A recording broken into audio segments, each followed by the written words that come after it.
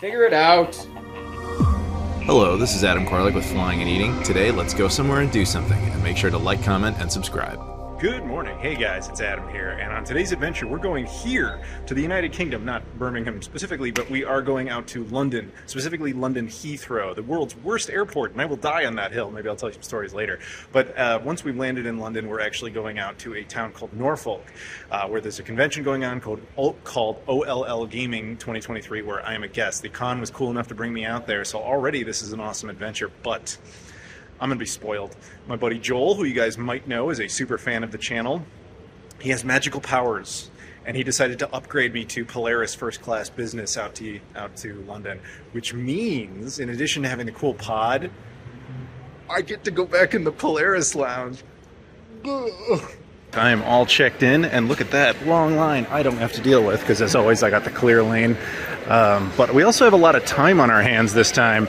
So here's the thing, my flight's not for another like 7 hours. I could have come way later, but because I'm gonna have access to the Polaris Lounge, yeah, I am that gluttonous. I'm going to just sit there and get fat. I did an entire video on this place, but here's the super short version. Basically, United has the United Club, which I've shown you guys 1,000 times. There's one right over there. I can get in there any flight. This, you can only access if you're flying first class and international, and you have to have a special membership. Today I'm flying first class because of Joel upgrading me. It is obviously international because it's over an ocean. We're going to the UK. Normally I wouldn't qualify for the latter, but because of Joel, I do. So I get to go in here, which is awesome. This is like the special fancy people lounge. Club lounge is like normally they let people like me in. In there, usually they have to bear mace me. I will remind you that they have an amazing buffet, and then they also have a sit-down restaurant where everything's free. So I'm in the restaurant area. I'm gonna get this, the pastrami brined chicken breast. Sounds good. So the food was really good. The chicken was really tender. The little bread pudding things were amazing, but I'm still kind of hungry, and I'm here for a while. I'm gonna go with these, whatever they are, boulet legois. You'll have to forgive my pronunciation, but Belgian meatballs. Look at that. That looks awesome. So a few thoughts. First of all the food was amazing. Those little meatball things were great. Obviously, the chicken from earlier was great. I went to the little buffet because, you know, I'm fat. And dude, they have etouffee here. That's one of my god tier things, and it's there. So it was all great. Food's awesome.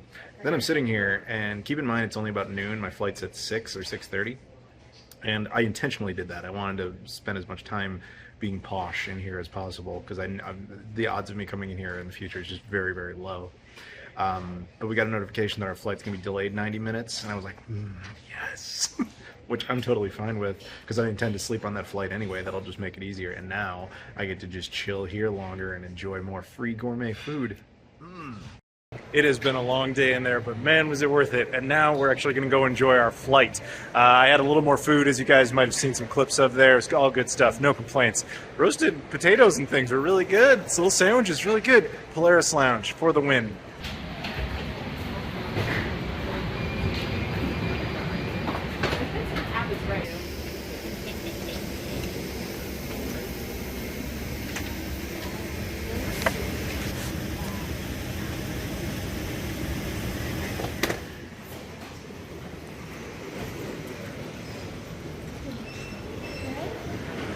We've done it. We are here at LHR, London Heathrow. Flight was extremely nice. I slept for the vast majority of it. I had a bunch of food, as you saw right before bed. It was like steak salad plus a steak plus actual salad plus bread, and then, you know, it was 2 different types of bread. It was garlic bread and then a pretzel bun. Then this morning we had breakfast, some sort of eggs and cheese and stuff. Well, no, it was no cheese. It was eggs and mushrooms and tomatoes. I could have gone with the less healthy route. I could have done the French toast. I didn't. I was an adult for a second. Anyway, so now I have to go through customs and all that fun stuff. And then, as I understand it, there's a special United Arrivals Lounge that I'm allowed to use. This is kind of unique. I've never done this before. Apparently it really only exists here. After you get through customs and after you get through, like, the secured zone, there's a special lounge that is not a United club. It is not a Polaris club. It's just an Arrivals Lounge from United that specifically exists here so that you can have a breakfast and take a shower which I think I will do because I have some time to kill. So it's kind of fitting, actually. The last time I did a European video was Frankfurt, Germany, which is only like 2 videos ago. That is a United hub that is unofficial because they can't technically have a hub in another country. The other European hub for United is actually London Heathrow. And then I thought about it for a second. I was like, you know, they have 2 freak ones over here. They also have 2 freak ones in the West beyond the United States. They have Tokyo Narita, which I did a video on earlier this year, and then Guam, which of course is technically American, but at the time I'm recording this, it's only April, and I've been to all 4 of them already this year. If you ever land in Terminal 2, this is considered the Queen's Terminal. It's also a very long series of hallways and not escalators, I mean, whatever these are, the people movers. Yeah, Heathrow is a strange layout airport, and I have some horror stories from Heathrow, although at the moment I'm enjoying myself. So keep this in mind when you get here. If I recall correctly, the British are pretty good about giving you instant access to the country if you're from any of these areas: European Union, Australia, New Zealand, Canada, and so on and so forth. Of course, I'm an American. If you're not on that list, you typically have to go through the more stringent lane. Up here is customs. This is, of course, where you stand in line. Welcome to the UK border, as it says. Pretty simple for me. We're using the e-gates. We'll get right through. Ironically, they do have the automated gates, but they were leaving us around in different lines, and they pushed us into like the normal line, which wasn't really no big deal. Just check our passport. What are you doing here? I'm in a con. Oh, okay. Done. You're an American, at least in my case, so it's nobody cares. So now I'm gonna go get my bag, and then we go beyond this, and we go to that lounge. After customs is where you pick up your bag, and then after that you can go through either the declaration stuff, so nothing to declare, or something to declare. I have nothing to declare. So there's a nerd over there. Okay, so inside they have these private shower suites, so I'm going to make good use of that and relax, because I still have a bit. I have to wait for the car to come pick me up and my buddy John to land. They even have dual power outlets. I can hear the Star Spangled Banner playing. I am sweaty from the humidity, but I am freshly clean now. Also out here we have a nice little breakfast buffet, nice seating area. Not bad. Have to admit though, that's kind of tempting. That looks nice. Stuffed croissant, amusing. A bacon turnover. That sounds really intriguing, but I'm too full. But still, cinnamon swirls and regular croissants. That looks nice. So the arrivals lounge was actually pretty nice. I'm sweating still, but I did take a shower. I promise you, I swear I did. It's just that I tend to sweat a lot after because I forgot to do the cool down phase because I'm tired. Anyway, I had like 6 espressos, so I should be okay for a while. All right, I am now in my hotel room that the con provided for me. I got 2 beds, but it's just me. Anyway, yeah, it should be nice. Area is good. I've never been to this particular area out in Norfolk, but yeah, I'll see what I can show you guys. This is just a reminder to Americans and Canadians in particular that the UK, of course, uses different power supply outlet options.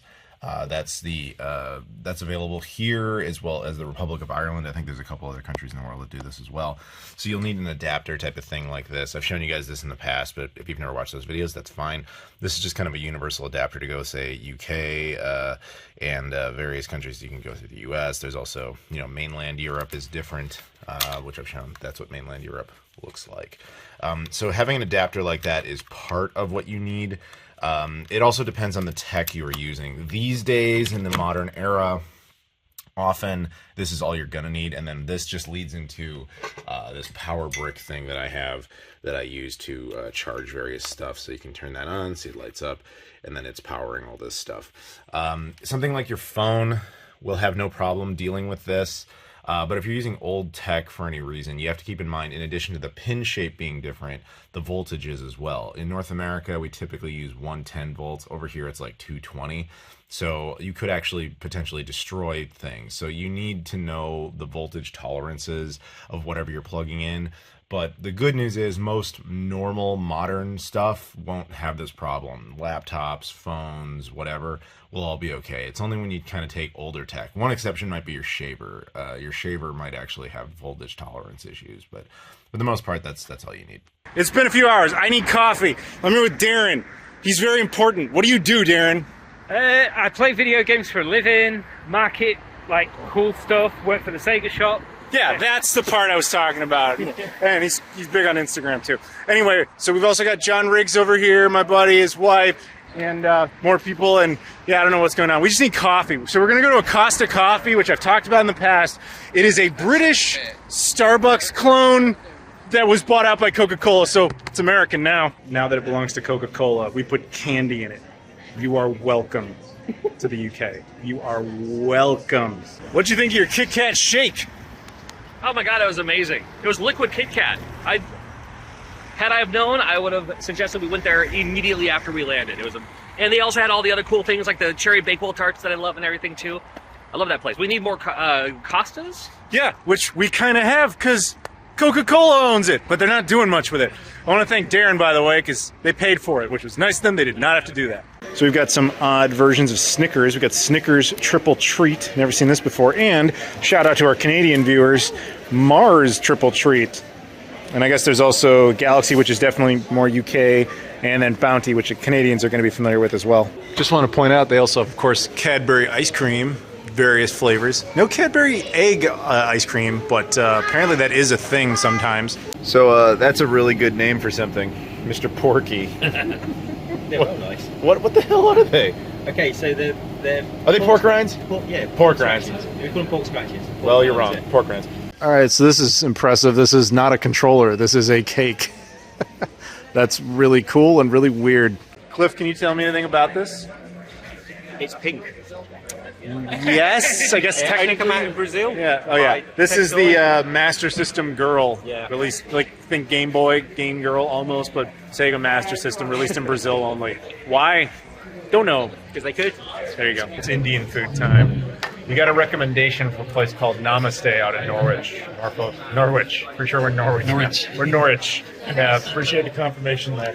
Yeah, so this place is called Namaste, and we were just told, like, this is the recommendation we got, not only is the best in Norwich, it was also claimed to be the best in the UK, which may be an exaggeration, but we're doing it. All right, so under the chef special, you got to focus on that, because if that's what they claim they do well, that's where you go. I'm going with the paneer angara, which looks pretty solid to me. Then on top of that, you got to add some rice. They have something called jackfruit, biryani, which you don't get jackfruit a whole lot in North America, so automatically that wins. Then you got to add some naan. I'm going to go with the paneer kulcha, which is just buttered naan with more paneer. Paneer is like Indian cheese. What was this one?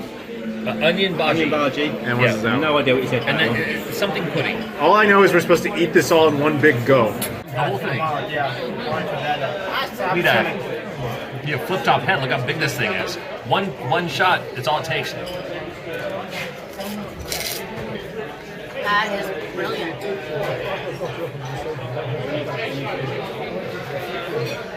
It's like kicking it too. Not what I was expecting. Completely new experience with food. It's actually a little cool on the inside, like a pudding almost. Crunchy shell on the outside. And it has that little bit of that kick that you want in your Indian food. That's very good. I've never even heard of this. I'm already super impressed. British Indian food. What did I tell you? I know. And they got the onion bhaji too. Oh, you can't go wrong with that either. But I'm looking forward to the main dish. Here we go. Right? It's not. It's like this. It's like all these flavors are separated by a wall, and then when you break it all together, you get all this like weird fusion of flavor that you're not expecting. Very good. Our food has arrived. This is my super spicy, paneer that will probably kill me. This is jackfruit rice, which is going to be awesome and balance it out. Then we've got our naans over here. I got a paneer naan, which I'm going to use to make Indian tacos. Are you excited about Indian food? You're the one from here and you never eat it. I just don't get it. I don't mind Indian food, I just haven't eaten much of it. But dude, like, if I lived in your country, this is all I would ever eat. Good morning. It is day 2 here in Norfolk, UK. Sorry, my English is not English enough. Anyway, so I forgot to give you guys a little update about the food last night. Indian food was, of course, amazing. I knew it would be. John was blown away by that. His wife, Michelle, was blown away by that. Cliff was blown away by that, and he's from this country. But then again, he also maintained he didn't really eat Indian food much, so he was like, I'm used to, like, the McDonald's version of Indian food, but this was great, blah, blah, blah. So it was a fun little adventure. We had a really good time. I'll get some feedback from them soon that they can actually say for themselves. But now, we're heading over to the convention center at the Norfolk Showgrounds. There's like a big building over there where the con is, and I'm gonna go do nerd stuff. So right behind me, you can see this white car. I was just walking along, and that guy, his name is Martin, he just pulled up. He's like, yo, Adam, big fan. I was like, yo, this is awkward. Can I hop a ride with you to get to the convention center? So he just drove me for like 2 minutes, but that saved me like 10 minutes of walking. So huge shout out to Martin there. Really nice guy. All right, we've got the Pluto all set up here, and Cliff is back. All right, what did you think of your Indian food last night? Well, I'm in England, obviously, and I very rarely have English food, but I do have English food in my hometown, but it's pretty But I went last night to an awesome place and amazing. Yeah, he's right. He knows what he's talking about. Definitely. It was stunning. I ordered just the right amount, and yeah, it was gluten-free and the chicken-free place as well up here in Norwich. But amazing. It was great. It was fucking brilliant. It is busy and crazy in here. You guys, I went a little cultural appropriation. Want to make everybody feel at home. Flying Detroit. But yeah, so far lots of people talking to me. Lots of events going on. Busy time, but fun. Here we have Alistair, who is the one who decided to have a homeless man on his promotional materials. But he's got another better idea than that, which is this thing. So tell me about this. This is a projection map pop-up book. I really like pop-up books, video games, projection map, and just cool stuff. So it automatically knows what you're at. We're using a wireless controller to move around. So you can go through doors, pick up keys. So it's like a physical game. This is pretty neat, actually, and it comes from this little projector thing? Yep, little projector. It's running Android on the projector, so it's all self-contained. That's really cool, dude. We've got the coolest page coming. And what's this called? Low-tech light book at the moment. All right. Look out for it, everybody. The homeless guy might talk about it one day. So the token Americans, we are about to go on stage with all the superior British people, and they're going to destroy us in a gaming tournament. For those who don't watch too much of the gaming stuff, this is not a normal thing at a convention to be like, oh, you go there and you play a game in a tournament. No, the tournaments are their own thing with good players. Yeah, Major League Gaming, not us. Yeah. We know about video games. We have it up here. We don't have it in here.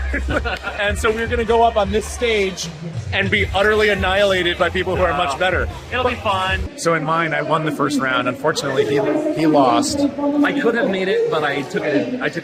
I went for the moving platform on Pilot Race and didn't make the moving platform. And even still, we lost by 1 point. I could have landed on the moon and we would have. He did not get here to the story of Icarus. He flew too close to the sun. He was too prided, and he melted into the ocean. So now I'm all that represents Team USA. Okay, it's all on me now. No pressure. No pressure. You're on Team USA now. Yeah, you're Team USA with me now.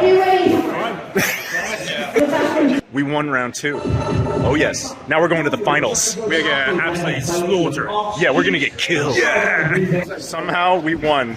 It's not good. Don't get it. We have See, we won. I wasn't lying. That's us at the top. We failed to the top. It's a very American concept. The evening has come upon us, and it is time for more Indian food. We are going to Ali Tandoori. Indian food. Yeah, Cliff's with us. This is Thomas, and that's Billy. And yeah, Thomas and I once partied at Disneyland and got stuck on the little car ride, and we got sunburned. It was fun. So I found my Matar Paneer, slightly spelled wrong, Motor Paneer. I'll get 2 of those because that's like a small thing apparently, and then I'll mix it with the pineapple rice and a cheese naan. Done. I used to respect all Indian food until I saw that. Pickle tray per person? No. So my food has arrived. All of our food has arrived. I've got my Matar Paneer, my cheese naan, and my pineapple rice. Are you excited for round 2? I am excited for round 2. In fact, we've actually got some proper meat and that to go with. Yeah. What'd you get here? I got the prawn tikka masala. Right on. Pineapple rice, and then. Well, we did that in reverse, but yeah, he got this. Other than that, our main dish is different. You went full crazy. What'd you get? Yeah, I got a mushroom rice with a chicken tikka masala. The definitive white people one. Good call. Yes. And you got McDonald's. I got McDonald's and water. So I'm back at the hotel now. Food was pretty good. It wasn't as good as the Indian food from the night before, but it was very solid. Today has been, as you can tell from the raspy nature of my voice, has been kind of a loud, talkative day. But man, what a day. It was a lot of fun at the con. You know, we won that tournament kind of completely accidentally. Good morning. It is technically day 4 here, which I kind of screwed up earlier because I said it was day 2, when really day 2 should have been when I arrived at Heathrow. So everything you saw before was a lie. It should have been day 3. Anyway, yes, so this morning we are going to get some breakfast over here. I'm going to get the full English breakfast, which you are going to become very familiar with soon, hopefully. And then we're going over to the con to do day 2. I don't know what really to expect. I have a panel at some point. And it should be fun. I actually very much enjoy being on a stage and just making jokes and standing up there and talking, so YouTuber life, right? So there it is. This is the stereotypical English breakfast. You get the eggs, the sausage, the cooked tomatoes, the bacon, I already forget what that's even called, the black pudding, right? Toast, baked beans, and the mushrooms. And here it's unlimited, so that's what's happening. Teague also got the full English minus the black pudding. You did that. They did have in stock, which is a good thing because I don't like it. So I don't like it either. Even I did order it, but they forgot mine, which I'm actually totally cool with because I wouldn't have eaten it anyway. But there you go. There's the tomatoes, the eggs, the mushrooms, the baked beans, the hash browns, or hash is it? Yeah. Just hash, and then sausage. I forgot the bacon, but thankfully they didn't. So we're almost over at the con. I guess we should tell you about the food. What did you think of yours? It was a typical English breakfast. Yeah, like I've had better English breakfast. That was kind of like the Denny's version of an English breakfast. Typical side of the motorway sort of like breakfast. That was special. So it was fine. It was fine. Get a good one though. Yeah. By winning that tournament last night, I actually won a 50-pound shopping spree here at the con. The quest now is to find 50 pounds worth of stuff. I might have found a thing. But in the meantime, you can see I have a massive audience waiting for my panel. So this is a very delayed clip, but what did you think of the Indian food we had like 3 days ago? I've been thinking about it every day since then. It's unbelievably remarkable. And you're right. I mean, at first I was like, Indian food's Indian food. It's the same spices.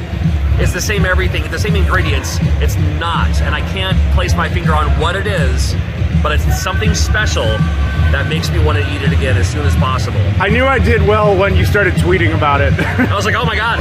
If it's tweet worthy, it's amazing. I'm glad you approved. Oh yeah, it'll give me a reason to come back for sure. Tech creators, they document everything.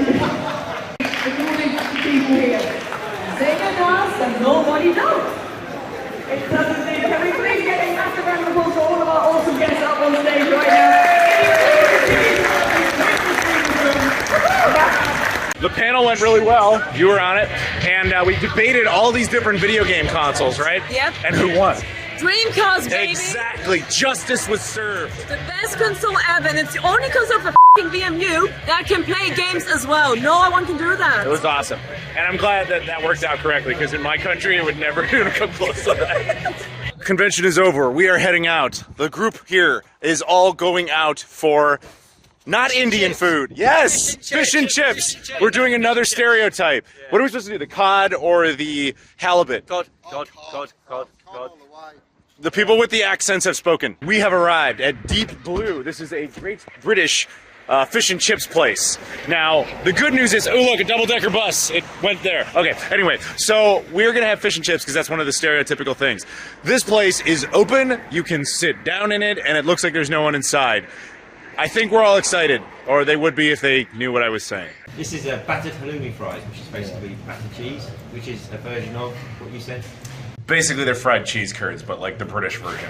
Slightly better. Well, and per British law, you have to dip them in mayo.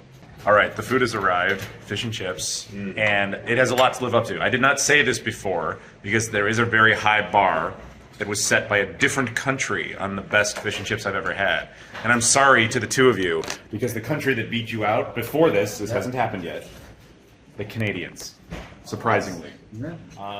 Chippies in Toronto, Ontario, Canada, the best fish and chips I've ever had in my life. And I would absolutely love to be proven wrong right now. Canada still won. The chips were good. Yeah, the fish was kind of just, it was okay. So I'm quite an elitist when it comes to fish and chips because I'm from a seaside town. I would never visit here again, ever. See, I'm not that biased, but I will say Toronto still won this one. I guarantee there's a better place somewhere in this country. It'd be absurd to think that there isn't.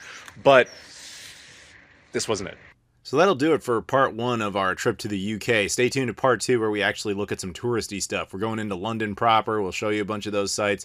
Plus, we're going to, like, you know, eat stuff and then eventually make our way back to the US. So, as always, thank you guys very much for watching. If you guys could please like, comment, and subscribe, I appreciate that. Check all the social media stuff in the description as well. Twitter, Instagram, Facebook, Discord, Patreon. And a huge shout out to OLL Gaming for hooking me up and bringing me out there in the first place. Thank you so much for watching, and I'll see you all later.